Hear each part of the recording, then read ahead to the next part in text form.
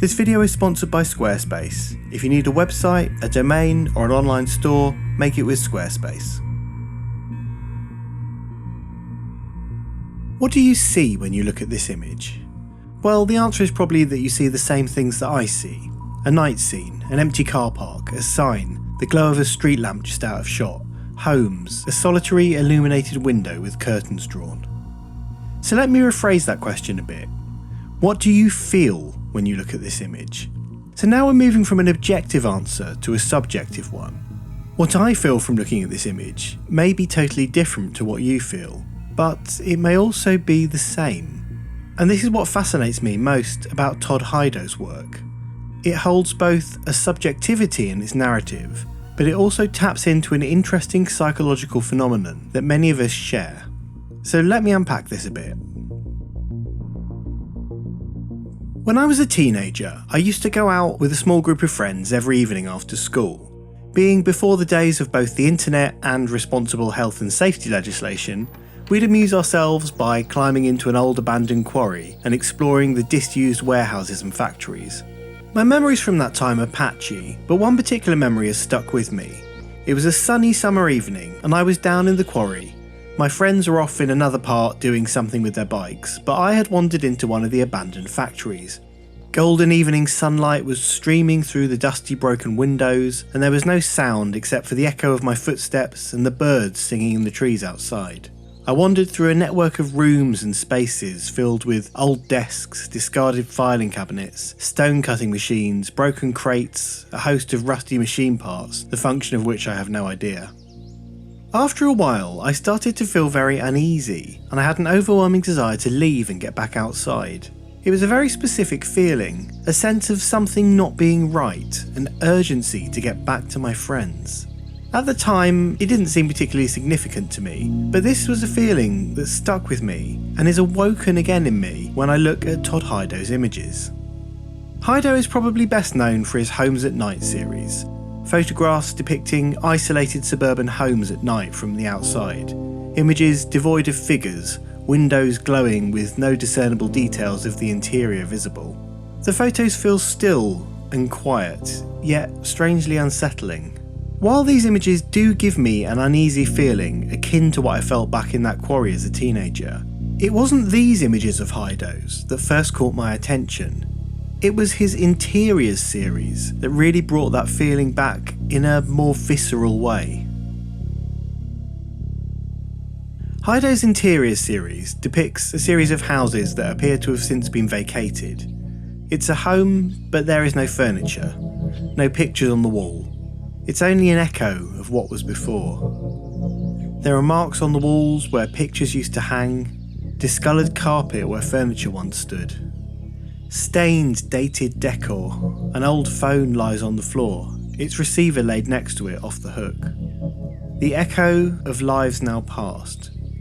Matching colour schemes, objects now devoid of their original functions sit together in a state of decay. Doorways, cupboards and passageways invite us to explore more. But with every corner we turn, we're only greeted with more emptiness, more stillness. These pictures are familiar, yet uncomfortable. They're calm, yet ominous. Hido was influenced a lot by the work of Edward Hopper, an artist that was also a big influence on me as a younger art student. Hopper was an American realist painter, prolific in the early and mid-20th century. You may well be familiar with his work. If you don't know his name, you might recognise his most famous painting, Nighthawks, painted in 1942. Here we see a diner, open late with a handful of patrons sat inside. But we are not in there with them. We, the viewer, are across the street. The glow of the light spills out onto the street outside with its closed shops and dark empty roads and sidewalks. While unlike Hido, Hopper commonly puts figures in his work. As we look through Hopper's paintings, the influence on Hido is very clear. While they may differ in their media, the time period and the subjects they depict, there's an emotional narrative that connects them. Take this image for example, New York Movie 1939. The image shows us a movie theatre with a movie playing whilst a captivated audience watch. But this is not where the painting invites us to look.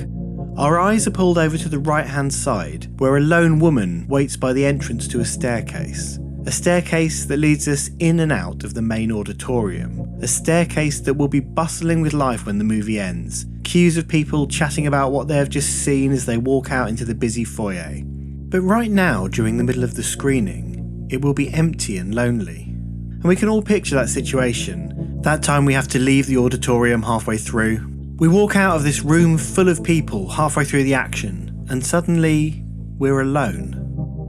We can hear the muffled sounds of the movie playing in the distance, and we walk down stairways and corridors that earlier were teeming with other moviegoers. That change is jarring. It triggers a sense of unease with me, similar to the one I mentioned earlier. It's the same as that which I get when I arrive at an empty car park where I've left my car, or those times when I maybe stayed late at school for some event and found myself wandering empty corridors that I'd only previously known as always being packed with people. This uneasy feeling is not something that I'm alone in experiencing. A deserted version of our reality is a trope that frequently appears in horror and dystopian genre fiction. I've looked into this phenomenon, and there are large sections of the internet dedicated to it. These places are culturally known as liminal spaces. Familiar places shown in an unfamiliar context. Spaces designed for people, but with no people present. Transitional locations where function and design become redundant.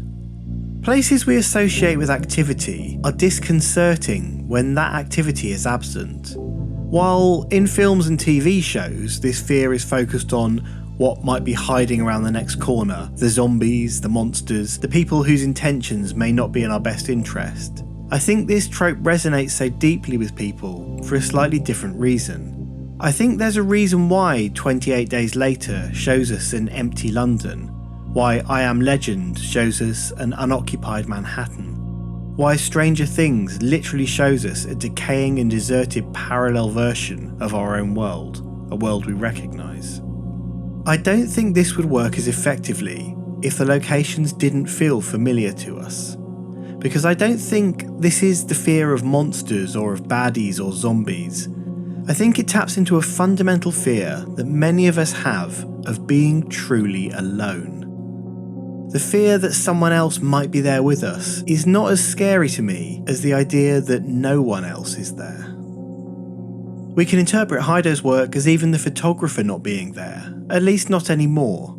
Photographs are records of the past, they're transient moments in time, moments that are now gone. And this is emphasised in Hido's work by the very rigid nature of his compositions. All the lines are straight, all the angles are level. There's no obvious lens distortion or artistic decisions on shallow depth of field. Hido photographs like a documentarian. The reason I like Hopper's work so much is the same reason I like Hido's. It's because it connects with me on an emotional level. It makes me feel something. It triggers my imagination into inventing narratives for these situations. With the absence of people, I place myself into the story. And this is why I think Hido's work connects with so many people, because it invites us to create our own personal narrative. And when we do this, we connect in a very all-encompassing way. It's not just a story we're told, it's a story we feel, a story less about specific events, more about an atmosphere, about a time in our lives that we're suddenly taken back to. While the specifics of our individual narrative interpretations of Hido's work differ, there's also a commonality that unifies them. There's enough evidence to put forward a strong case for the fear of isolation being an integral part of the human condition, and one that most of us can strongly identify with.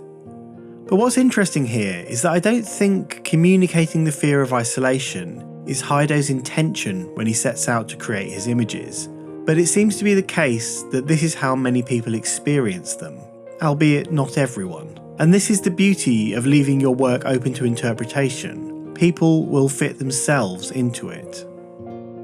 I think what's interesting is how my work functions is really, if you think about it, you've seen nothing in those windows. It's light and curtains, it's smoke and mirrors, and anything that you've thought about those homes, you created or you thought of that. If you just have a road or a landscape or a house and you don't show anybody being there, then you have to figure out, so you know someone's there, and then you make that person up. But then when I decide who's going to be there and show it to you, then it changes everything. Ultimately, Todd Hido's work connects with us because we make our own connection with it. And this has the potential to make a connection that feels profoundly strong and deep. For me, Hido has found the perfect balance of evoking a feeling that resonates with many people, while leaving the specifics of that interpretation for the viewer to create themselves. This is not photography that shows us a clear picture of somebody else's story, but rather photography that acts as a catalyst to explore our own narratives. There is no one meaning of any photograph. There's nothing I specifically want to tell them, but there's things that I want to suggest.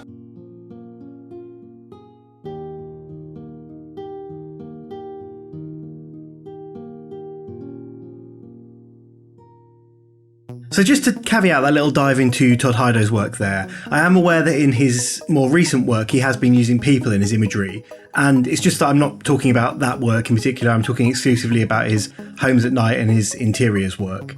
Todd Hido's work is very good, I think, in book format, if you can get hold of some of his projects, because he curates his books very interestingly. It's worth looking at his work in that way and not just searching it on the internet. So thank you to everyone who's been supporting my channel by buying my Lightroom presets. Thank you to people who've been buying my CineStill presets. I seem to have a big positive reaction from those, and there are Portra ones coming soon. A lot of people have been asking for them. They will come out. Thank you to my patrons, as always, for just supporting me and enabling me to continue making videos. And a big thank you to Squarespace for sponsoring this video.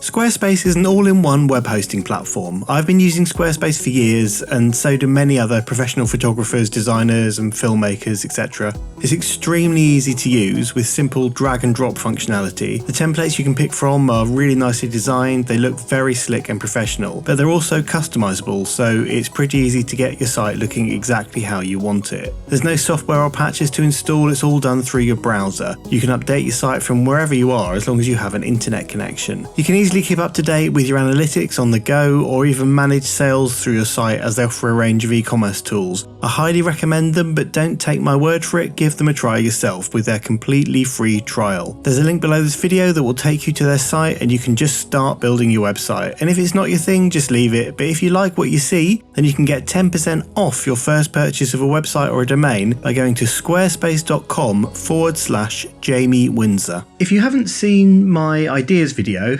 that's it there. It's an interesting kind of look at how we kind of formulate ideas in our head and things you can do to help yourself get better ideas. If you haven't seen my Truth in Portraits video, there's that one there, which is, I think, worth a look, and I'll see you next time. Goodbye.